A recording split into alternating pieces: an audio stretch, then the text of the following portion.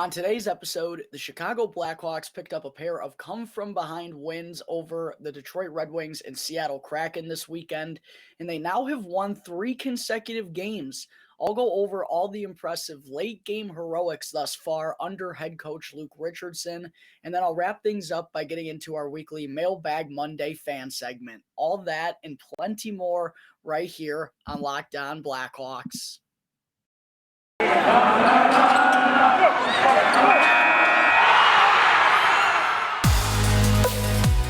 You're Locked On Blackhawks, your daily podcast on the Chicago Blackhawks.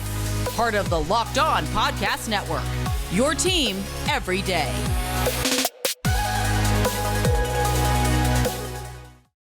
Welcome to the Locked On Blackhawks podcast, your daily podcast on the Chicago Blackhawks.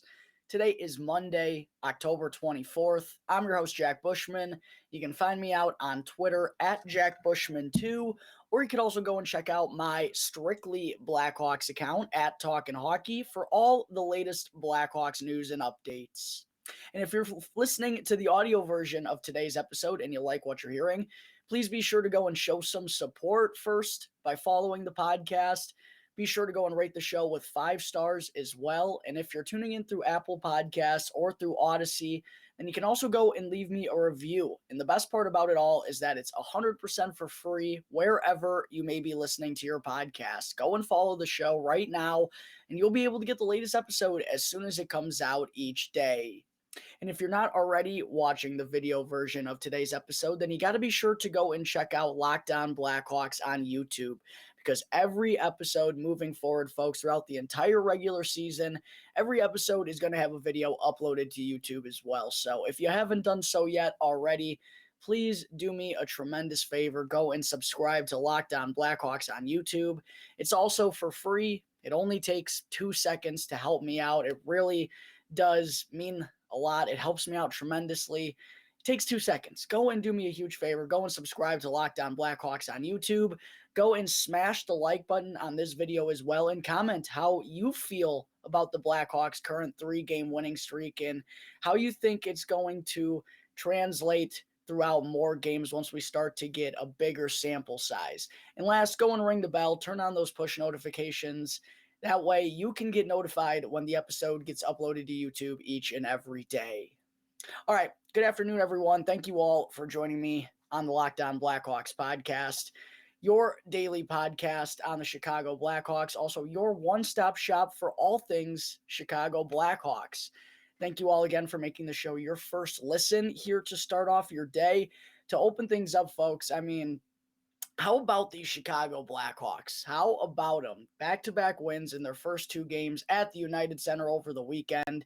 They defeat the Detroit Red Wings. Always nice to pick up a win over Detroit. And they also pick up a win over the Kraken. Late-game heroics was the theme for both of these wins for the Blackhawks, and they've now won 3 consecutive games, folks. That's right. The 2022-2023 Chicago Blackhawks have won 3 of their first 5 games. Last year, it took them till their 13th game to pick up their second win. That came on November 7th. The Blackhawks already have 3 wins. We're not even into November yet.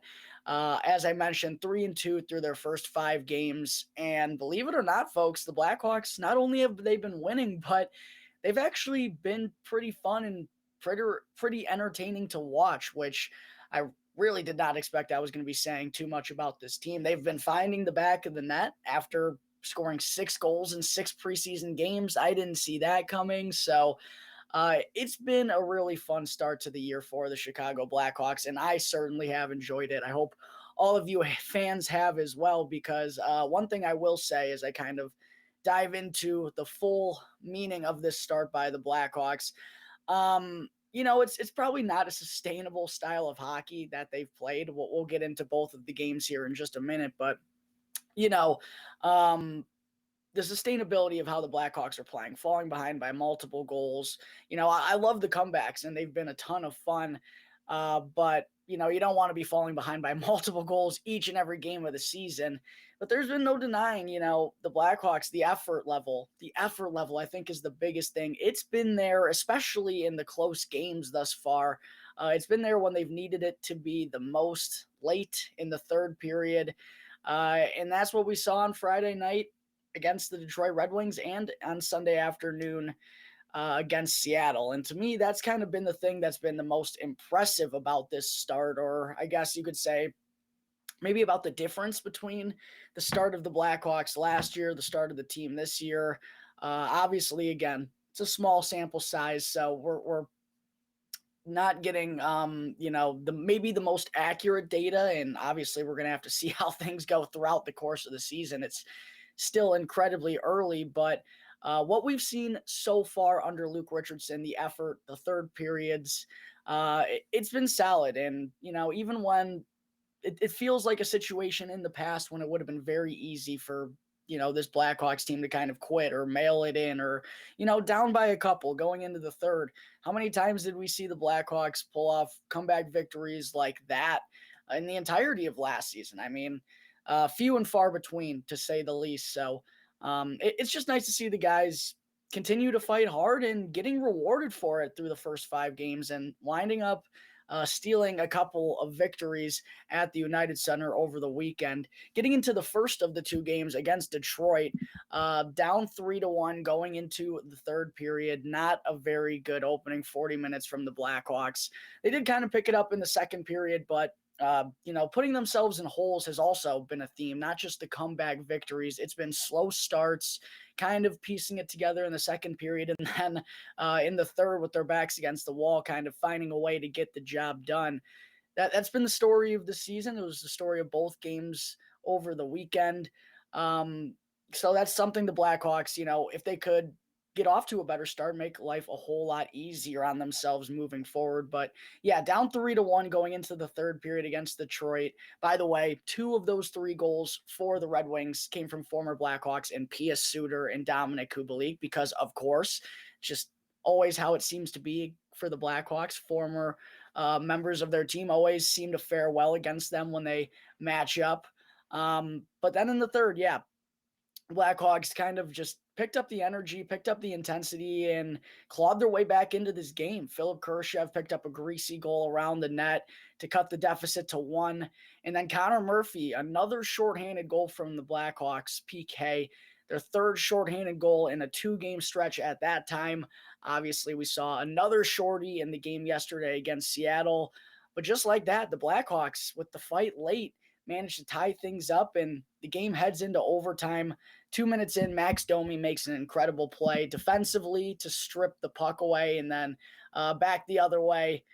Was 100% going to shoot this puck. It's funny, if you go and look at the replay, Patrick Kane's actually trailing him, trying to make it a 2-on-1. He's tapping his stick on the ice, wanting Domi to drop it to him, but Domi had his mind set on firing that shot past Nedeljkovic, and that's exactly what he did for the game winner in OT. So great comeback effort from the Blackhawks late in their home opener against the Red Wings. And then kind of, like I said, the same story on Sunday.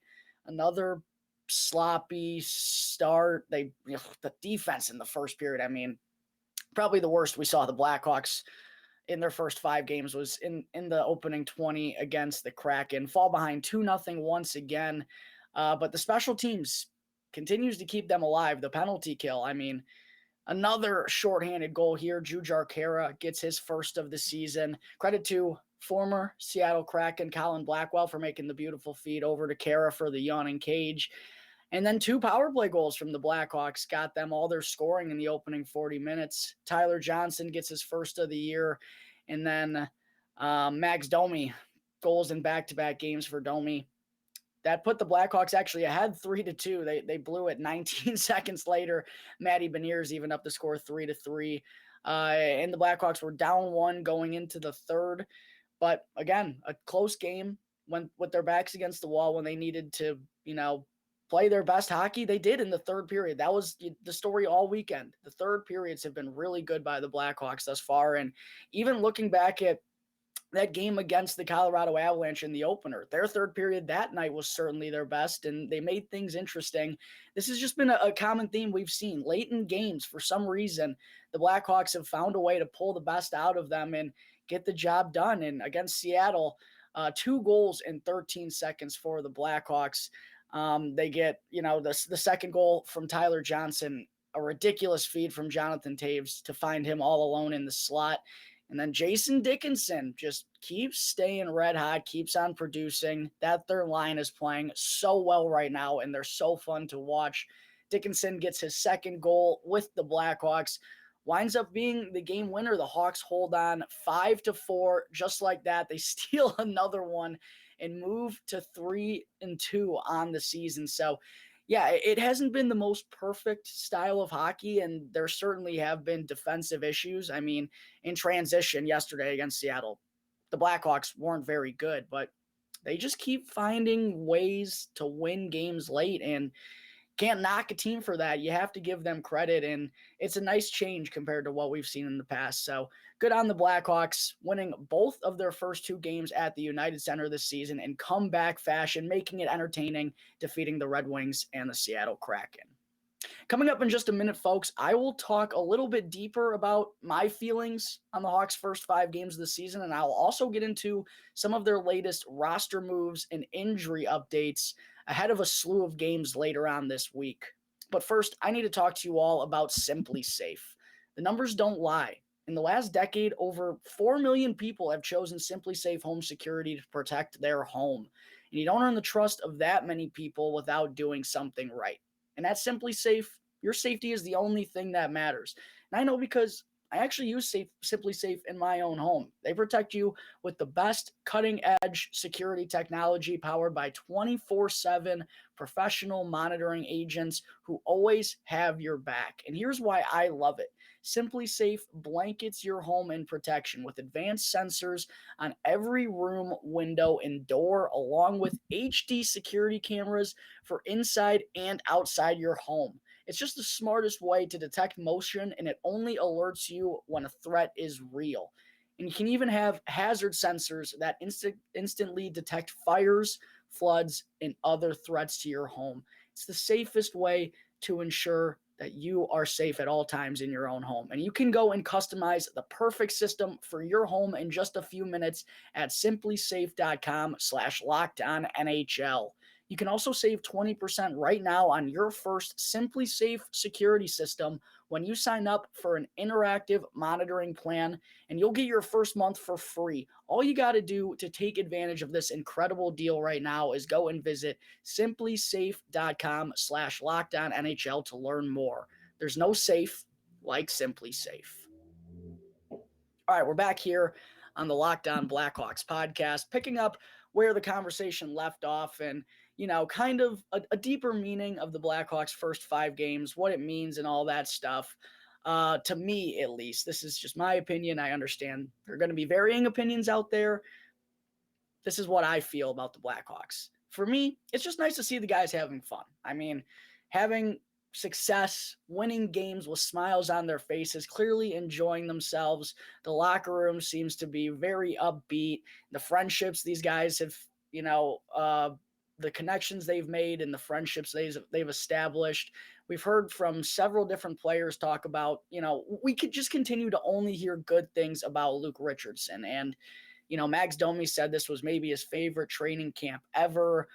We heard Tyler Johnson talk about, after this win against Seattle, just talking about how much more fun it is to be in that room right now. And for the guys that were around last year, probably felt miserable considering all that was going on. The team wasn't having success like many people thought they were heading into the season. And then obviously there was the Kyle Beach stuff and all the off-ice issues that were kind of just plaguing and, really ruining the vibe.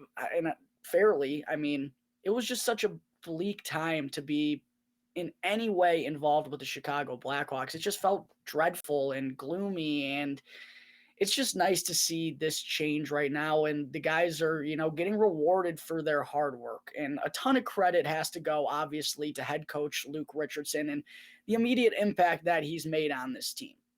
And again, I've mentioned it's probably not going to be sustainable, and we're bound to see, it's a long year, and hockey's a crazy sport. You're going to see peaks, you're going to see valleys. That's just the way this game goes. And the Blackhawks are going to have their fair share of struggles, I'm sure. So to anyone out there who's, frustrated that the team is winning and kind of pissed off that they're, not doing what the San Jose Sharks are right now and are killing it in the suck hard for Bedard movement, or for anyone who's on the other end of it. If there's anyone who's riding extremely high on this Blackhawks team after, this 3-game winning streak, I would say just understand that it's going to be a roller coaster ride of the season more than likely. I'm sure there's going to be these highs where there's a couple game winning streaks and the Blackhawks do the little things right to emerge victorious, and we're clearly seeing the growth. But there's also going to be times where it's clear that they're not going to be able to hang with teams, games against the Arizona Coyotes and against some of the more elite Stanley Cup contenders. They're bound not to go in the Blackhawks' favor, and they're bound to put up a stinker every now and then too. Like, that's just how hockey works. Those things happen throughout the course of an 82 game season. But it is nice to see, the impact clearly making a difference already, and the results, getting wins after, watching the Blackhawks start last season was dreadful. They didn't have a lead for like 7 games. So to win 3 of the first 5, it's been a lot of fun. And also we're seeing a lot of guys playing well under Luke Richardson too. Like that whole second line, Tyler Johnson, Jonathan Taves, Taylor Radish, I thought they've all been pretty good. The depth guys, especially the third line of Philip Kurashev, Sam Lafferty, Jason Dickinson, they've been incredible and so fun to watch. They can kind of play with every style, considering Dickinson and Lafferty, they're not the most offensive-minded guys, but they've been able to be productive thus far. And Philip Kurashev is a guy with a lot of good speed and probably the best offensive potential of the 3 at least. So they're just meshing really well as a group right now. They're working hard, whether it's at 5-on-5 or shorthanded. They're finding ways to make an impact. It's just fun. The Blackhawks are scoring goals right now, and Patrick Kane, that top line really hasn't done all that much. So it's nice to see the Blackhawks team have success. The penalty kill, not only scoring shorties, I've mentioned 4 shorthanded goals in 3 games now for the Blackhawks, but other than the season opener against Colorado, the Blackhawks PK has done a really good job at keeping the puck out of their own net. The goaltending has randomly been better than I expected, at least. We'll get into Petr Mrazek stuff in just a bit, but Alex Stalock, 2-0 in his first 2 games at the United Center. The power play, again, has been pretty good. They're clicking right now, and I believe they're, 5 games, but top 5 in the NHL. This Blackhawks team has just been a lot of fun to watch, and a lot is going well thus far. And it's nice to see, them get rewarded for working hard. So the Blackhawks, they still have plenty to work on. There's no doubt about it. They're not playing perfect hockey. The defense needs to tighten things up. They need to do a better job of getting off to better starts. Transition is, been an issue, but the work ethic has been there. There's been no doubt about that. That's been a major key so far, and a huge difference compared to, some points in the past couple of seasons for this team. So to me, it's just nice to see the upside. I know it's a long way to go. It's a roller coaster ride of a season. We're 5 games down out of 82. Plenty to go, long ways away from that. And there's going to be peaks and valleys, but winning is always fun. And I think we should always be able to enjoy that. It's a long way to the end of the season. There's probably going to be some stretches without wins along that way. So I would say enjoy these, but just kind of stay in the present. Don't be getting caught up in what's going on. We're so early in the season that things are probably going to flatten themselves out, and we'll find out more as we continue to go on. But a good start from this Blackhawks team. They have the right mindset, I think, instilled in them that, just get to the third period, be in the game, and we'll find a way to get the job done if we can work hard. Obviously, they didn't want to put themselves in that position every night. You'd love to be the team having the lead and continuing to work hard in the third to build on that. But for what this Blackhawks team has and what they are, you got to be thrilled with what they've done through their first 5 games. So all smiles from me. I'm happy about it, and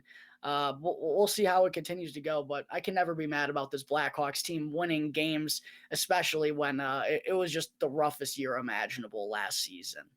One other thing I wanted to be sure to mention before kind of moving on to our Mailbag Monday fan segment to round out the show. I also wanted to mention some of the latest roster moves that we saw the Blackhawks make over the weekend, because in Friday's game against Detroit, Petr Mrazek got the start against his former team, as I expected when I, kind of previewed the matchup with Scotty Bentley and Brian Fisher of Locked On Red Wings.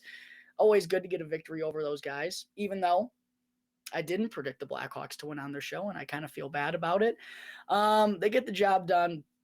Petr Mrazek, though, was not able to finish this game.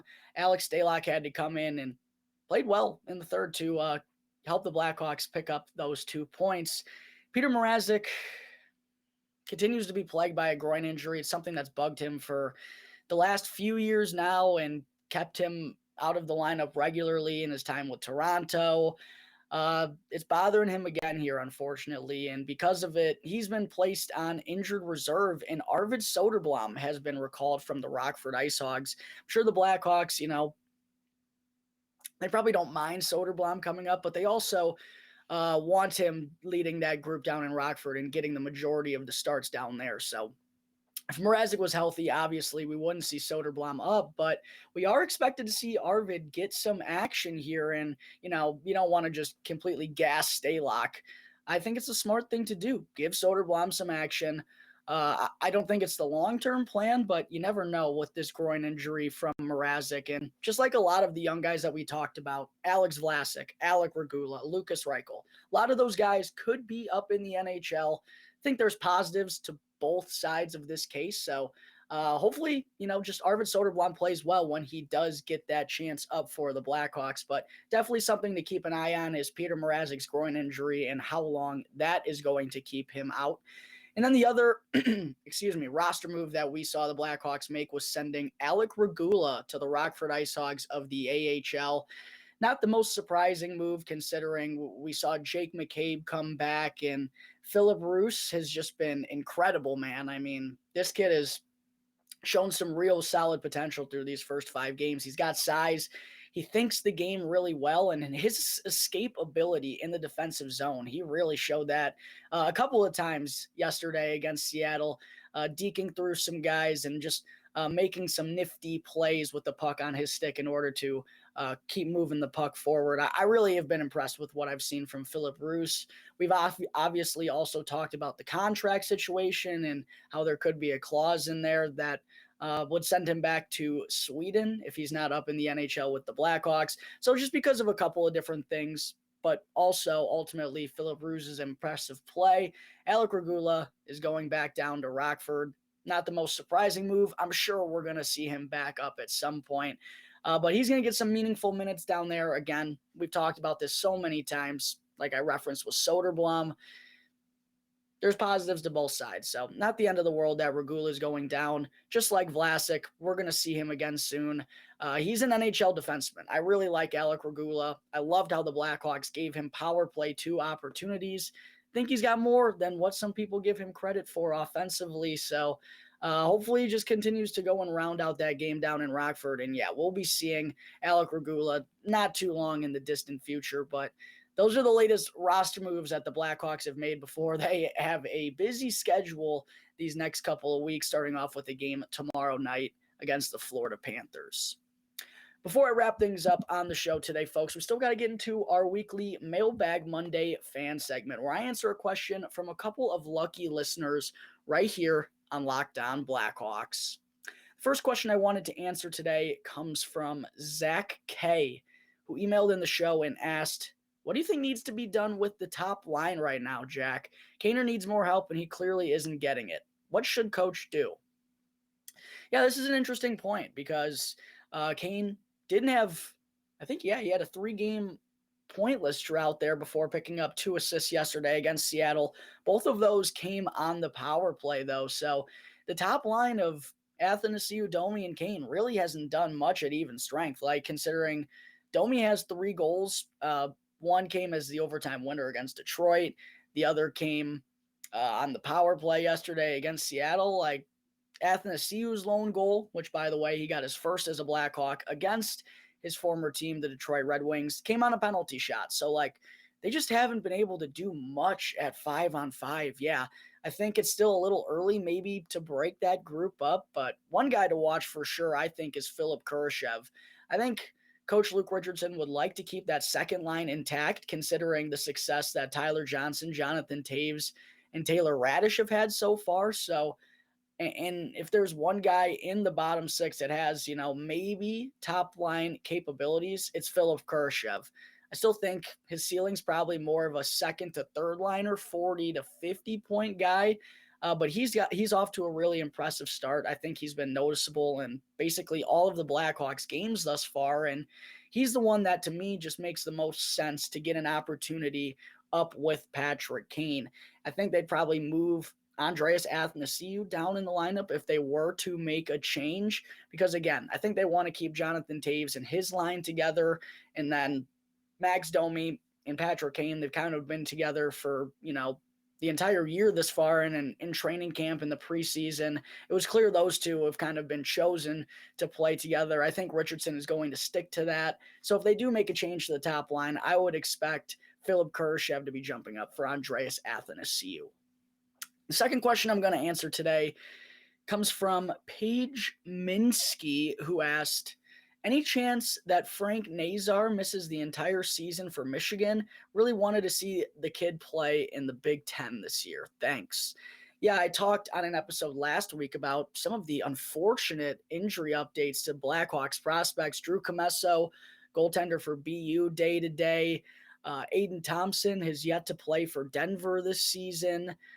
Colton Dock is back in concussion protocol for the Kelowna Rockets. And then Frank Nazar has undergone lower body surgery for Michigan and is expected to be out for the next couple of months.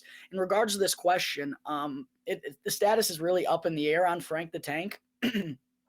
There's no guarantee that he's going to be back this year. And personally, from a Blackhawks fan perspective, as much as I love to see him play on this Michigan team, I just don't want him rushed. I want him to take the proper time to get back there. And this is honestly just a kind of a heartbreaker. Hopefully it's not, like a knee injury. I don't know. They didn't get into specifics. They just said lower body. You got to kind of assume it's a knee, but getting flashbacks of Kirby Doc having to go through surgery and how that impacted him. Don't want that same impact to happen to my boy Frank the Tank. But yeah, we don't really know if he's going to be back this year. We heard from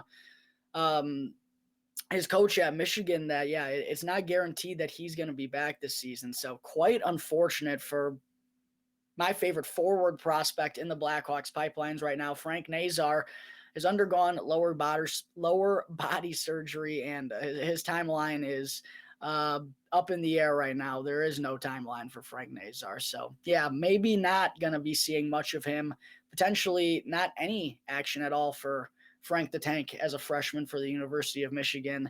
Wish him all the best. He needs to get healthy because from what I saw over the summer at Blackhawks development camp, this kid looks like he could be the real deal and an impact forward, which they've desperately needed for a long, long time. So get better, Frankie. We're going to need you. Hope we'll see you again this season, but most importantly, just got to get healthy and get back to being an elite player like we all know he can be one day down the road for this franchise. All right, folks, I think that is going to wrap up Monday, October 24th episode of Locked On Blackhawks. Thank you all again for tuning into the show, and be sure to go and follow the show right now wherever you get your podcasts, and go and subscribe to Locked On Blackhawks on YouTube if you haven't done so already. Please, really helps me out more than all of you know. Go and follow the show, go and subscribe on YouTube, and you'll be able to get the latest episode as soon as it comes out each and every day. And after the show, you got to be sure to go and check out the Locked On Fantasy Hockey Show to get you all caught up on your latest fantasy hockey needs. Flip Livingstone and Steel Roden provide you day-to-day updates on the fantasy hockey scene. It's free and available on all platforms. Be sure to go and check out Locked On NHL Fantasy Hockey right now, wherever you get your podcasts. Once again, thank you all for tuning into today's episode. I'm your host, Jack Bushman. You can find me out on Twitter at JackBushman2, or you could also go and check out my Strictly Blackhawks account at Talkin' Hockey for all the latest Blackhawks news and updates. Until tomorrow's episode, thanks again for checking out the Locked On Blackhawks podcast, part of the Locked On Podcast Network, your team every day.